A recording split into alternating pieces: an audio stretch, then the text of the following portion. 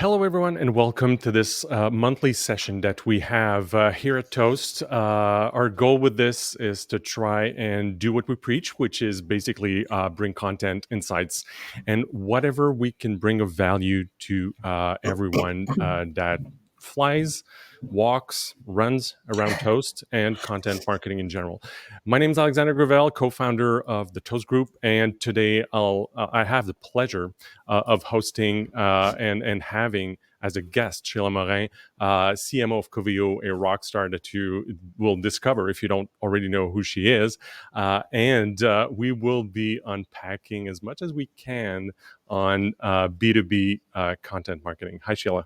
Hello. Thank you for having me.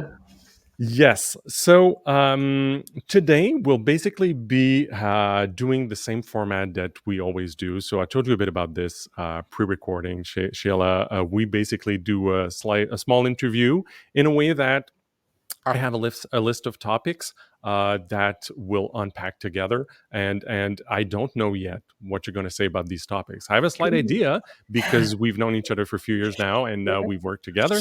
But can't wait to really unpack these on B2B content marketing, especially in the tech space, which you are right Mhm. now. Yes. We know each other for a while, but maybe the people watching or listening might not. So, Mhm. how about you tell us a bit about yourself? Yeah. Well, I'm Sheila Morin. I live in Montreal. I work with Coveo, and it's been 4 years at Coveo now. Actually, it's going to be 4 years in January already. Hmm. Coveo is an AI company, and I'm sure I'm going to talk about that after. But just to recap, maybe we go back in time. My career journey, I would say, I started at Procter and Gamble. I did 2 internships at Procter and Gamble, and then they offered me a job after my bachelor degree at HEC Montréal. So I started at P&G for 2 years as in sales. So I was supposed to start as a sales rep on the road, Hmm. but then they decided to let go all their sales rep on the road at the time. What did you study at HSC? I should say when What, 19 what where did you study? Montreal and marketing. So Oh, fully marketing. So the first 2 years it's more like common okay, yeah.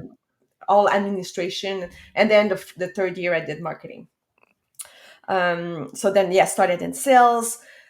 I was supposed to be sales rep. They let go all the sales rep, and so I became account manager in charge of Jean Coutu was my account at the time. I was supposed to do this with my boss because I was super young, but then my boss had a heart surgery and he needed to be out. So I was the account manager, suddenly outside of school, really too young to do that, and I struggled a lot at first. But then I learned the job, and I did that for 2 years. And then, but I wanted to do marketing. And Procter and Gamble said, "You're never going to do marketing. You're a salesperson. You're going to have amazing career in sales, but marketing, forget it." So then L'Oreal approached me to be in marketing. So I jumped on the opportunity, and I joined L'Oreal when they were launching Fructis, the shampoo, the green Yeah. bottle. And it was very exciting in the shampoo world because everything was boring and white in shampoo, and suddenly there was this green bottle coming to the market.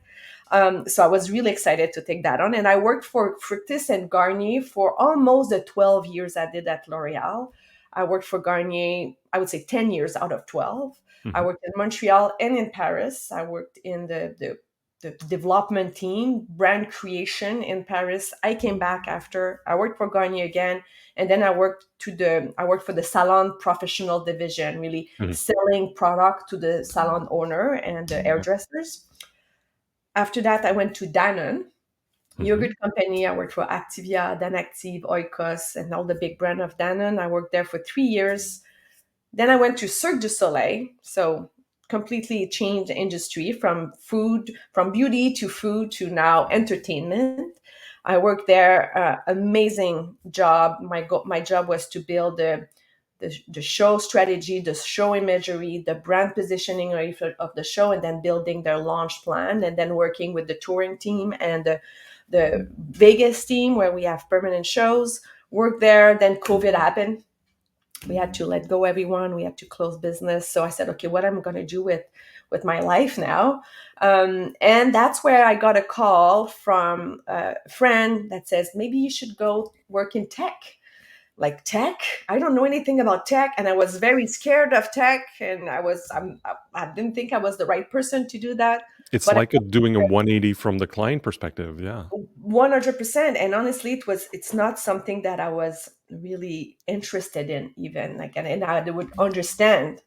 So I was like, I'm not the right person. But then I talked with Louis Tetsu, he's our CEO, and he said, you know what, Sheila, we have a lot of people who know tech at Coveo, tons of people, but we need people who knows marketing and branding and who can bring us to the next level in our go-to market.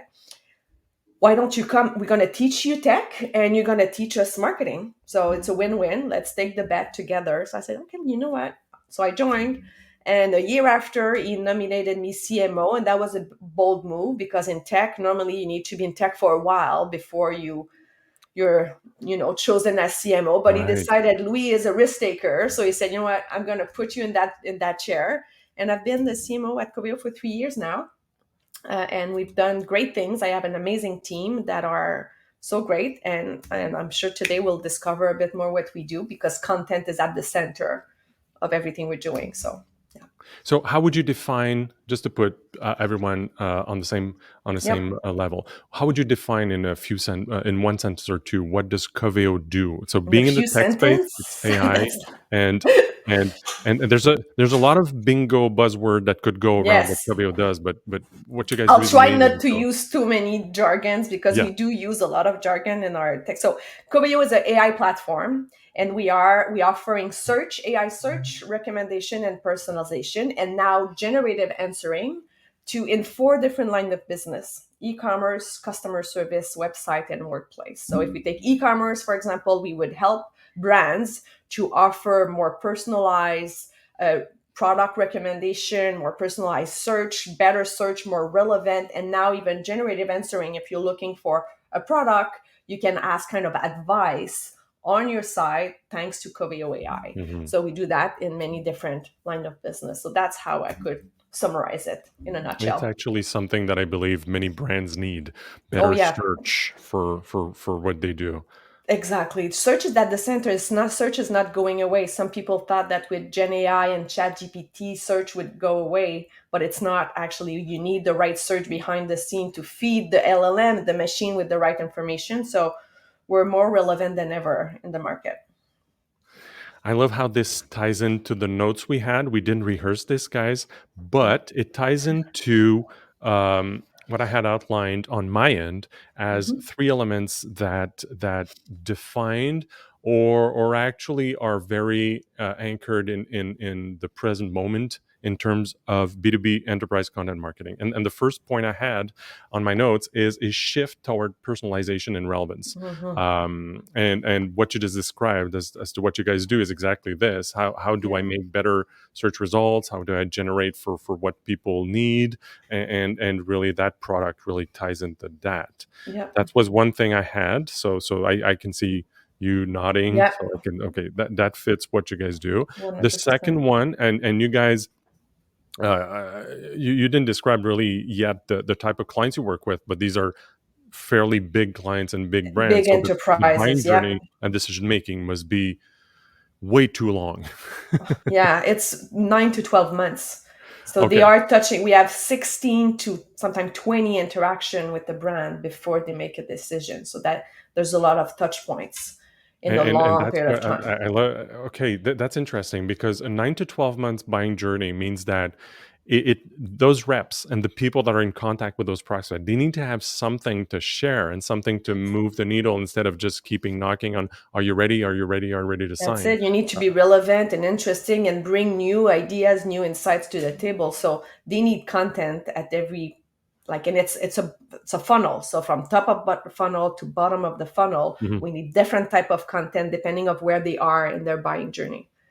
Amazing. Okay. And the third one I had on my list of three, integration of tech and content ops and basically the Hmm. tech stack that you have. Hmm. And in our previous conversation, you mentioned ABM becoming more and more Yes. important. Yep. Yep. We're using Sixth Sense for ABM, for example. For Hmm. those who are watching, Sixth Sense is telling us, is giving us information about the dark funnel, everything we don't see, Mm-hmm. before they interact with our brand. What are they looking for? What are they searching online? Who's ready to buy? Who's showing high interest? So that we can be more precise where we go to them, where we go talk to them. Or we can also raise a flag to our sales team saying this account is looking at something like us. They are ready to buy. They are in consideration mode. Let's go before they choose someone else. So it gives us a lot of insights, and we can be highly personalized when we Yeah. go to each account. So yes, this is the tech stack is now so like it's at the center of everything we do. We need insights and intelligence. And it gets more and more complex, I can Oh imagine. yes, yes, All right. Okay. For those of you watching live, don't hesitate. There's a quick chat on the right if you want to ask questions while we while we have this recording session. For those of you listening as a podcast or the podcast version, well, join us next time we're live. You'll be able to ask your questions live. Okay. So our usual format is that I have a list of elements that we want to tackle. I don't know what you'll be answering specifically to those elements. I have 8. So we have 8 elements on this list that we want to unpack. So let's get ready and let's set the stage for the first one. okay. What can you tell me? You touched upon it a bit. What can you tell me about content marketing at Coveo? What's the team that you have? How does it work from a team perspective and Yeah. structure? So first, content is like I said at the center of everything we do at Coveo. We take content; it's highly strategic. So not it's not just a marketing responsibility first. It's everyone in the company can create content, and we can piggyback on it from a marketing perspective. So R&D is creating content. They create documentation. They create presentation for their products. So we use that enablement, HR. Some executives are creating content as well. So we are the central of all the content, but it's coming from many different places. Then inside the marketing team, the way we're organized, it's quite complex, and I'll try to explain it. You know a little bit about it, Alexandre, but we have 4 lines of business, like I said before: commerce, customer service, website, and workplace. And we split this in 2 pods: e-commerce on one side because it's more about product discovery, Mm-hmm. and then we have website, workplace, and customer service that is under our service and knowledge pod because it's about knowledge discovery. So people are searching for knowledge, when on the other side people are searching for product. So we have 2 different pods, and in those pods they're fully independent. It's almost 2 different marketing teams that are separated from each other. And we have product marketing in each of them. We have campaign managers, event manager, we have a writer, and we have a content creator in each of them, responsible to create and edit content that could come from other Mm-hmm. places. And then we have another part of the team that is shared services. And in the shared services, we have the studio. And the Okay. studio is kind of an internal agency, Yeah. so they are in charge of branding, of video production, creatives and visual production, and also everything that is website content. That's under the studio. And they also work with external agencies as an extension of us, because sometimes there's too many things to do and we have a lower bandwidth. So Right. we need help. So Toast is one of our partner. You, Alexandre, we work together for a long time. We Mm-hmm. work with Maître D, we work with M&H, with Bleu Blanc Rouge. So we have different, depending of what we're looking for Mm-hmm. and the expertise, we go to different of our partner agencies that are helping us to do everything we need to do, because we have high demand and sometimes not enough bandwidth. Would And you that answer? mentioned that in it is very clear, by the way. It's Okay. I think I saw the picture in my Okay. mind. You mentioned those 2 pods. Yeah. You mentioned writer and content creator. How do Yeah. you distinguish the 2? So there's a bit of overlap, but content creator would be longer form. So I would say everything that is typical B2B content, like ebook, blogs, case studies. That would be my content editor creator. And the writer would be short form advertising writer, Okay. to like punchline and taglines and things like that. Someone that is more like on the punchy, bold messaging that would we put on the LinkedIn ad, for example. Mm-hmm. And then the content creator would be more about something where we have to do a lot of research behind. We need to do like those longer form typical content. Okay. And what justified the how did you come to the model of having these writers, content creators in the pods rather Yeah. than in the studio? Is it really because of the types of expertise necessary or Yes, that's dynamics? exactly it. So in the past, it was like a shared services. Mm-hmm. But what we realized is that we wanted to have black belt people that are Mm. expert in those two different, and it's so different. The jargon, the words we're using is different. The pain points of the people we're working with are different. So we wanted to have people that wake up in the morning and think commerce, for example. So Lena is our creator of content in commerce. She's an expert in commerce. She understands commerce. She can write about it. And then Ashley on the service side, she's expert at that. She understands it. So other than that, it was almost like too many context switching.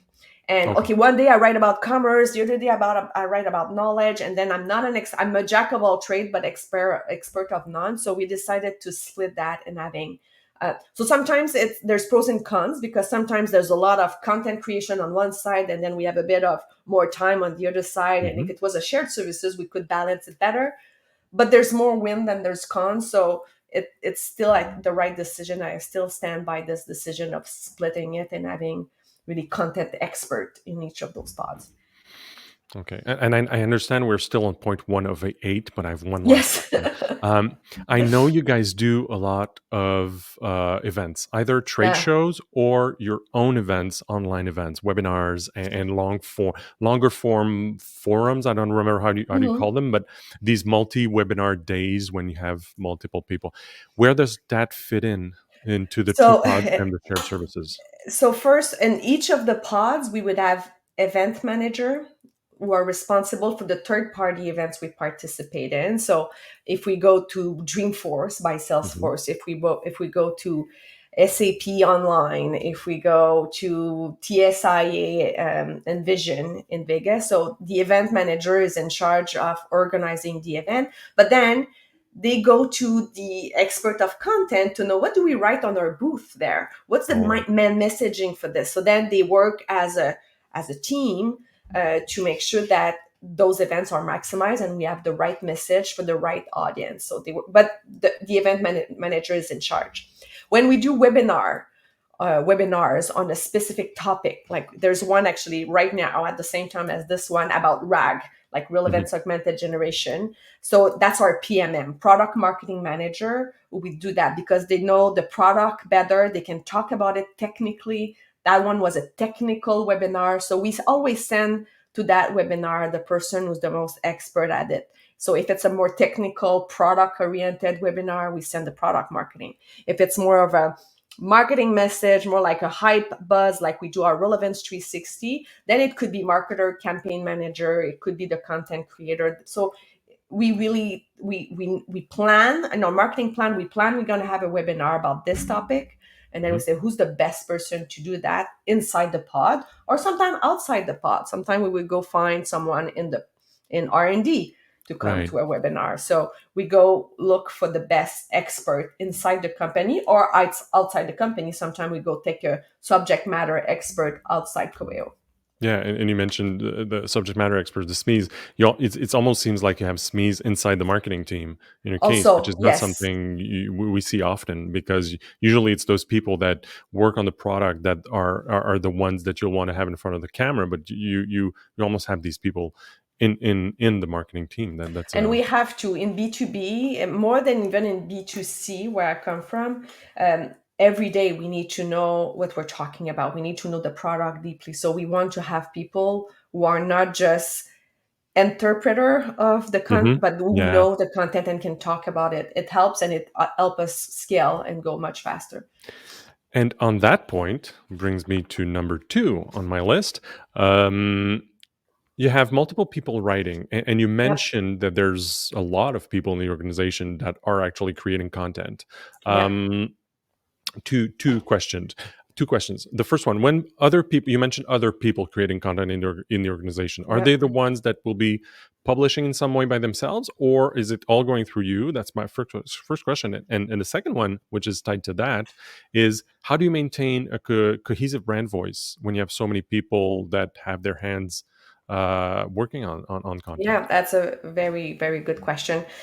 Most of the content created, so the first part of your question, I would say most of the content generator, content creator inside the company would go through us to publish or to at least review and adjust their content. But sometimes they would just post on LinkedIn some stuff, and that Hmm. can become a thought leadership piece because they had a great post on something, and we use it. Sometimes we're like, hey, this is great, let's do a blog out of this. So All right. and then the blog would go through us, but we would like get the idea from their LinkedIn post that they did on their own.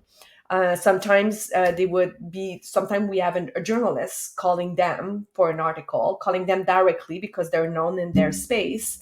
They would do the interview. Often they would call us to make sure, like they would call PR to make sure Hmm. that they are supported, that they are even like prepared to do the interview, but they could do that on their own. Sometimes they are invited to a webinar, like me right now. I'm in a webinar with you. It's not the Coveo necessarily content, but then maybe we can reuse it in a Hmm. different way on our side. So I would say most of it go through the marketing, but not all of it, and it's fine. It's okay. Like I like people doing their stuff and doing and being thought leader on their own. Yeah. Then about how we keep the brand voice. First, I don't want to be too strict about the brand voice because there's something about the authenticity of every people that I want to keep. So sometimes we have Sebastien Paquette in the team who's an expert in AI. I don't want to just make sure that he use always our wording and our jargon and the Coveo spiel on it because Hmm. it doesn't always make it authentic. And I like him, it like it be his voice. So we don't want to just always put the big like brand on top of everything. Um, I think it makes it more interesting for people watching it. That's the first part. But then, and also the other complexity is that commerce and service, the two pods we have, Yeah. they have their own voice, kind of. Okay. Like commerce has a different jargon, a different even attitude. Like it's more about like short-term result, like it's in the fast pace. Commerce, like the commerce Hmm. business leader, Yeah. It's they're like in performance, their performance, dashboard performance. Yeah. every day. That's it. Where customer service, it's about the human also. It's about serving the human on the other side. It's not just about performance and KPI. So there's difference in the way we approach the market. But then there's the Coveo voice, and that's Hmm. mainly through the shared services. So shared services, they're multi-line of business, they're line of business agnostic. So when it goes through the studio, for example, the studio will make sure that, oh, this is off, or are we sure we want to do that? And they will challenge the team who created the content. And sometimes I'm the referee at the end, saying, "Oh yeah, no, that's off brand. Let's make sure we change that." So most of the big thing I review, so I can be that referee. But we don't want to be too strict about it and be then we sound like it's always the same thing, the same, and it's Right. not that interesting. So we have to approach our messaging from different angles, and sometimes that means going a bit off brand, and it's okay. And we often see challenges, and we heard clients asking us a lot, should we document it, should it be organic, and so on. So is this something that you and the teams have documented, or is it more organic because there's people that's been there just enough time that they know and they can guide the others in a way? So we document our visual identity very well, like what color to use, what like PowerPoint to use, what advertising should look like. Like on the visual point of view, I would say we're a bit more strict Hmm. on how to use the logo and all those things. So we have that documented in our brand visual identity um, and brand documentation. On the voice, we have a bit of it documented as of how we talk, what's our brand voice, what are words that we never use, what are words that we use, are we fun, are we serious, are we like what do we try to be? So that's documented, but I would say there's a lot of space for interpretation and for adapting this depending of who we're talking to, because we're also talking to developers, like Hmm. young developers, cool, and we're talking to CIOs. Yeah. Yeah. So Yeah. it's Yeah. not the same brand voice. So we have different line of business and multiple personas we're talking to. So it's not true that there's one brand voice. So that's add a bit of complexity to this because we have to adapt to who we're talking to. I see. Yeah, and I love this way of having it flexible. Although you have a large team and you want to try to have that cohesive voice, but still having that flexibility, I think is really interesting for the Yeah. team members, I guess. Yes, Also, 100%. Yeah. okay. So that was a point about brand voice. The third point I wanted to touch upon is that, so you mentioned the pods, you mentioned the shared studio. So you have built a fairly sizable team in house with Hmm. the means and the type of work that you have to do. How do you decide what's internal?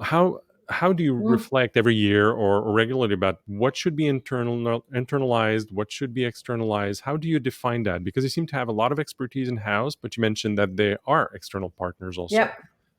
Well, first, it's a question of bandwidth and expertise.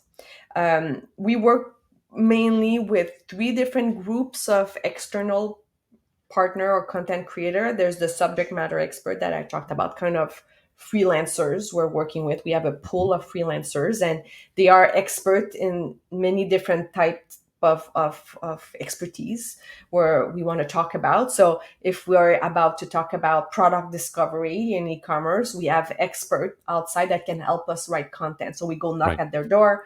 Mhm. If we're like, oh, what angle should I take here? Like, can you, like, we have an idea of talking about this. Can you help us? So we have a group of people doing that. We also have, like, we just did a webinar with Blake Morgan. She's an expert in CX. So she's known in CX. She can talk about it. So she can really also increase our reach just because she's really well known. So it's not just about her expertise, but she's popular. She's a thought leader. She's known in the market. So when she talk about Coveo, that has a bigger reach than Yeah. just us talking about Coveo. So there's that. Then there's the customer, our customers and partners. We work when our customers are saying that Coveo is great, it's 10 times better than us saying that we're great. Absolutely. So we talk, and they are expert in their domain, in their industry. Like when we have like the chief customer service officer talking from Salesforce talking about Coveo, that has a lot of weight. Oh, And I can people are imagine. interested no, hearing about him saying how great we are and why they work with us and why they need Coveo behind the scene. Where we have the chief marketing officer at LCBO who came on stage with me at NRF last year to talk about how they chose Coveo and how they're using it and the results they're getting. That's amazing content. So we try to support content created by our customers themselves. Hmm. And then we have partners. So at Coveo, we have tons of different partners and we create content with them. And Okay. this is the best content possible. Like lately, we did a content piece about AI and commerce with SAP, our partner, with Hmm. Harvard Business Review and Coveo. So it's a Oh, co-creation of content. yeah. Harvard Business Review was the kind of creating the content. We were supporting it, challenging them, asking questions. ACP is the same. So when we go to market, we're all promoting it. We're creating a webinar with someone from HBR, someone from ACP, someone from Coveo, and this has like triple the power than if we were Everyone's to do this distributing it. alone. Exactly. So it's Hmm. about the creation is better, the distribution is better, and then the weight in the market is better. So customer business partners, the third one. And then there's agencies that we work with to create content, like Toast. For example, Toast, Hmm. we work with you a lot to create long form content, videos, things like that, because you're better than us to do that sometimes, and you tell the story differently. And you mentioned also the fact that, yeah, sometimes there's a complementary expertise that an external Yeah, partner might bring, but there was the notion of having the internal studio, but yeah, having, and I know that one of our main points of contact from the studio is Angelo, yeah. and really it's all about sometimes having that overflow, being able to provide that service when something's happening. There's a big rush. There's this high season for whatever reason in any sort of field, and I see how there's complementary expertise, but there's also overflow protection. Exactly. If 100, yes. Or we have to send a cameraman in Australia for our Yeah. customer there, and we don't know where to go to find someone. You have contacts. You're going to help Mhm. us do that. So we call our partners to say, hey, how can you help? We don't know how to do this, or we don't have time because we have 6 videos to produce this quarter, and we only have the bandwidth for two. Someone is on vacation. Toast, can you help us? Or other, can you help us do Yeah. that? So yeah, so it's both. It's the bandwidth extension with Mhm. our, and it's the expertise. And I like how you split those external partners in three buckets. The one with the freelancers being the subject matter experts creating content with you for you, and Yeah, then there's the customers and or main partners, SAP, partners. Yeah, the HBRs of this world.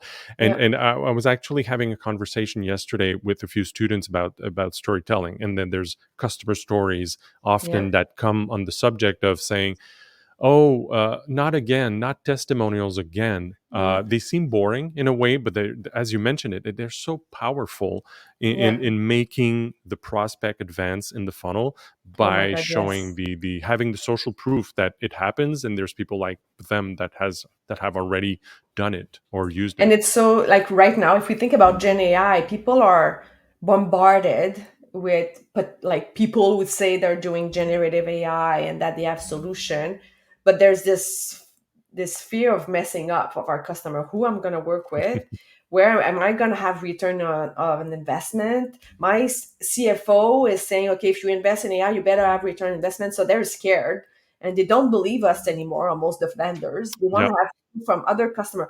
Would someone can tell or show me how it works and the impact you had on your business? So when customers are willing to go out and say, yes, okay, I use Coveo AI and this is the return investment I got, this is gold. Gold. It's better than anything else we can do. And I love what you just said. We've heard so much about FOMO, but not enough about FEMU. Yeah, The exactly. the FOMU or Fear of whatever, the fear fear of messing up, messing up. which is actually a big fear right now. Yeah, definitely. And it's Okay. both. You have the fear of missing. You're like, if I'm not doing AI, like my Yes. board is asking me to go in AI, but then am I gonna mess everything up? So we have to reassure them, and the best way is to show them, hey, it works. And you know what? It's less risk for you because it's proven already that it's working. Someone's done it. That's It's not Yeah, our first someone has done it. barbecue. It's working. Exactly.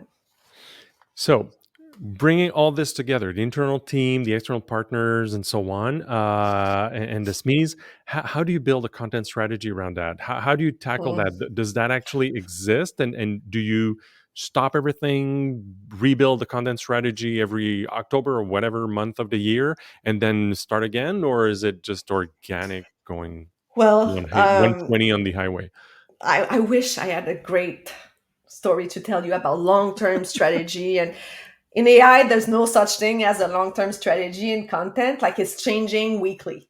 Like, it's going so fast in this market that you need to be very, I'll use the buzzword agile to for in your strategy. So what we do normally, we try to do a yearly strategic plan, and we're in it right now for our fiscal year. We are April 1st in terms Okay. of fiscal year. So we're in it right now in the strategic plan. So the goal of the yearly plan is really to see, okay, what are our big bets? What are our growth pillars? Where's the growth going to come from? Reiterate our ICP, our ideal customer profile, the region we want to play in, and even going further than the ideal customer profile, what are we solving for each of those customers? What are we going to tell them? What are we going to do for them in the next year? So when that is done, and of course we have all the KPIs, like what are the sales number we're looking for, what is the pipeline we're looking for, what pipeline is going to come from marketing, and how many MQL, SAL, SQL. All of this is Hmm. done at first, but then we do the quarterly uh, planning, and Okay. that's where we get into much more detail. So right now we're as short term as that. We're doing Q1 calendar year, so January, February, March is what I'm approving. Actually, next Monday I'm approving the final plan. The team's going to present to me the big pillars of Hmm. that quarter. What are the big themes that we're going to talk about? Then the programs and the offer slash the content for each of those programs, and the funnel, and who are we going to talk to at what point. So that's kind of last minute, unfortunately. Hmm. But if we try to do it more earlier than that, honestly, you're already out of date in AI. Like, it's Oh, changing right. so fast. There's so many new innovation, new ways of, like, we didn't talk about RAG last year, and now it's the topic like it's really the technology behind the Gen AI. We're Yeah. talking about that everywhere. It's the key pieces of what we talk about right now. So I would say it's a we try to do it yearly, but honestly, where the real decision are made about content is on the quarterly standpoint. And then of course we use data to back this up, like what is working, what have worked in the past, what is not working and that we have to stop doing, what Hmm. should we double down on because it's working really well. If I take the example of in content for commerce, we did something that was really good on the commerce pod where we created a content about how to build your RFP for your product discovery. That was a piece of Right. content. Oh, it worked really well. People loved it. Some customers used it and they sent us the RFP and we could see that they used our guide to Your do the template. RFP. So now how can we do that on service? So we learn from each of the pod to say what's worked, what's not working. Oh, we tried that before. Don't waste your time. It doesn't work. So we can exchange information to make sure that we learn from our past experience.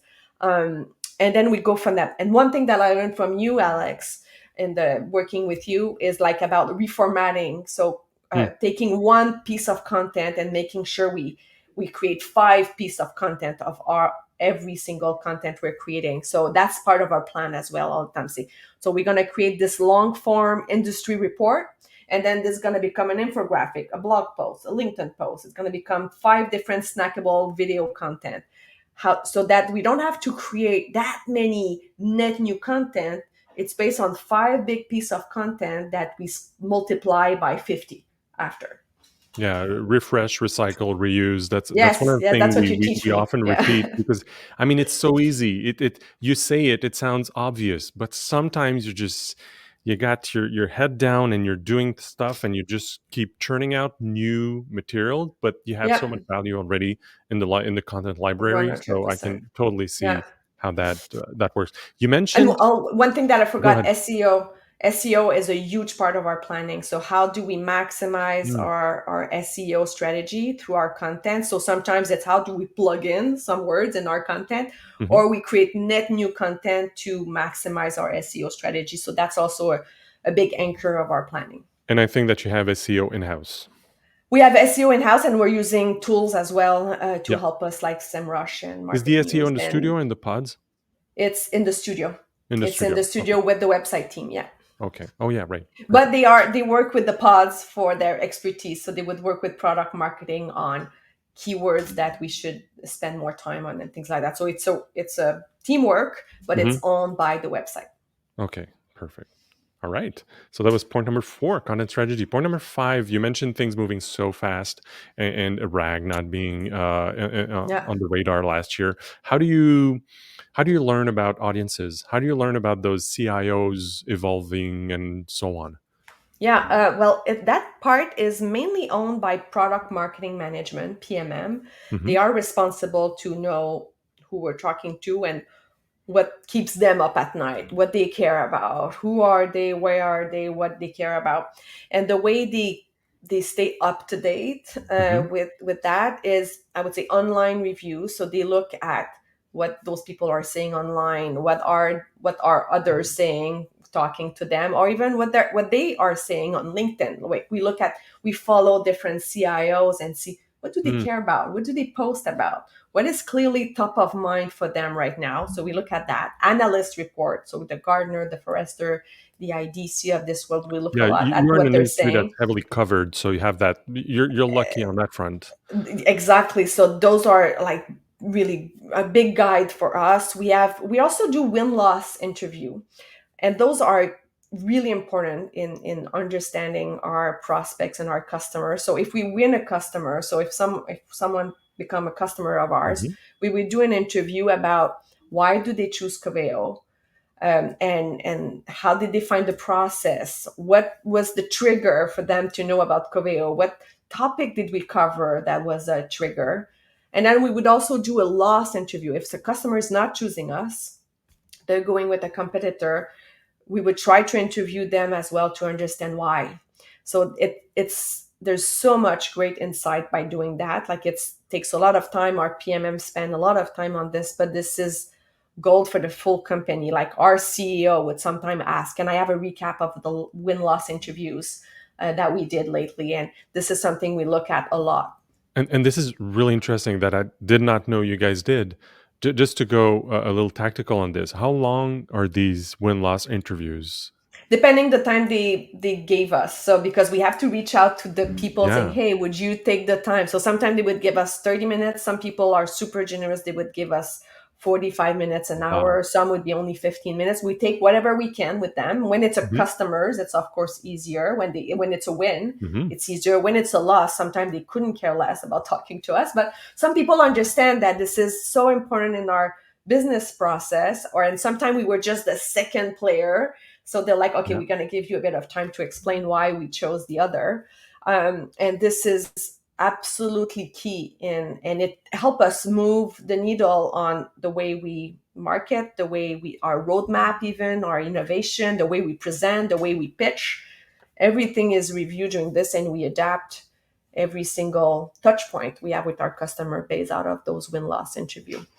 And we Love this. record all our call also with our Hmm. customer and prospects, so we can go back and watch also. And now with AI, it can be summarized pretty Yeah. easily. So we can see the trends and what are the topics that always come back in those calls, and what do we really think they care about, and what create the fear of messing up, for example, that we just talked Yeah. about. What is the key thing that they are afraid of, and how can we be proactive into securing them on that topic?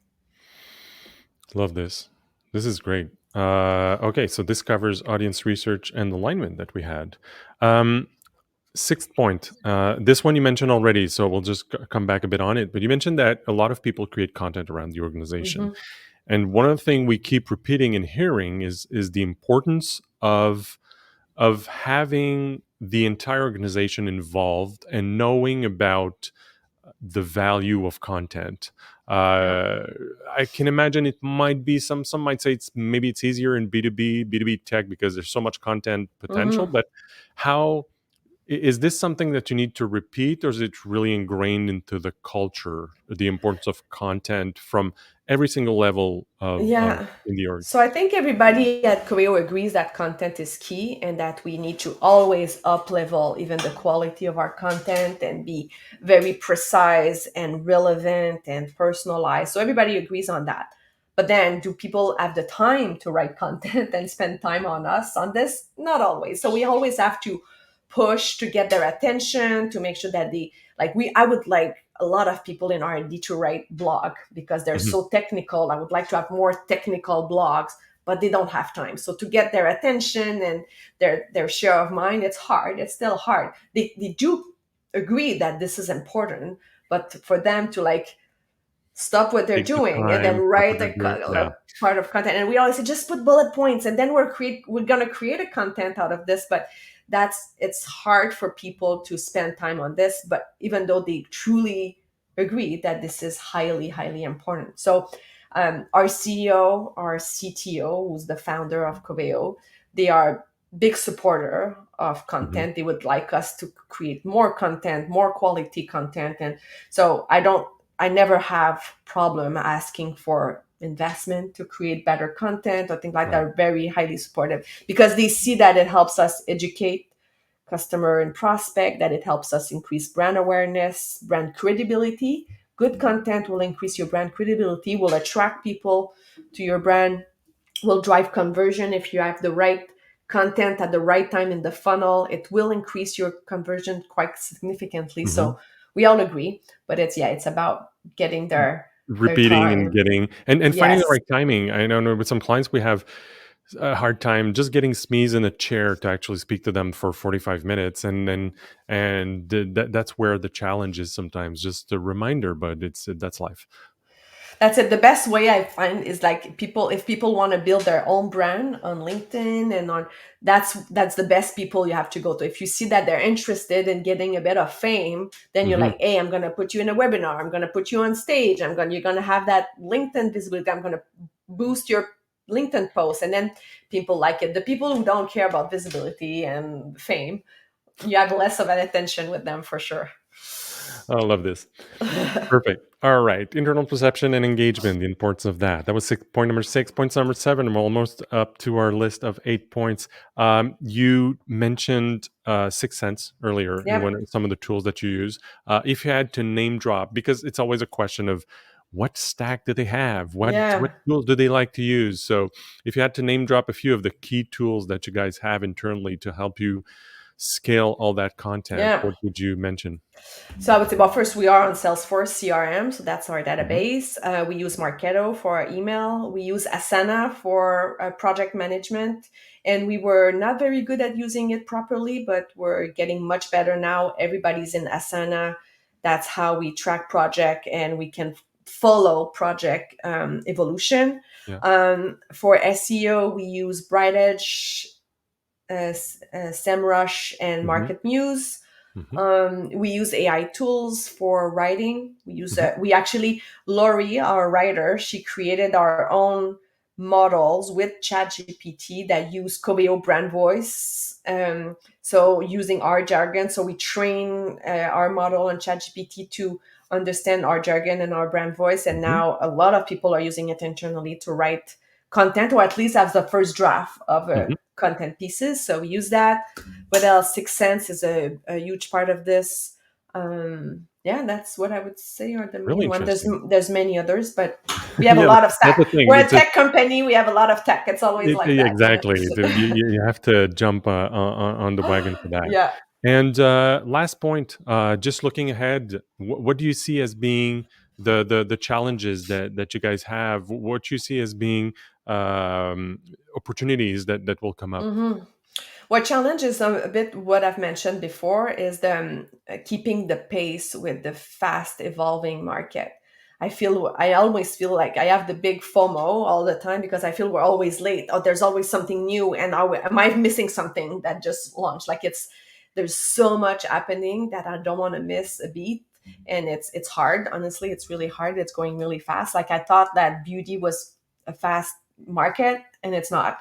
Mhm. After working in AI, I would say the complexity of our business with having multiple lines of business and inside each of them multiple personas and trying to be as personalized and relevant at each of them. It's a complex matrix of messaging, Mhm. and to continue to be highly relevant with each of them is not an easy task.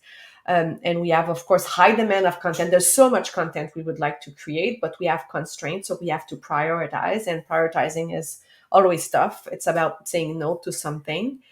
But our opportunity, I would say, is to continue to use AI and tech, not our AI, because we don't do Yeah. marketing AI per se, but using AI from others to scale.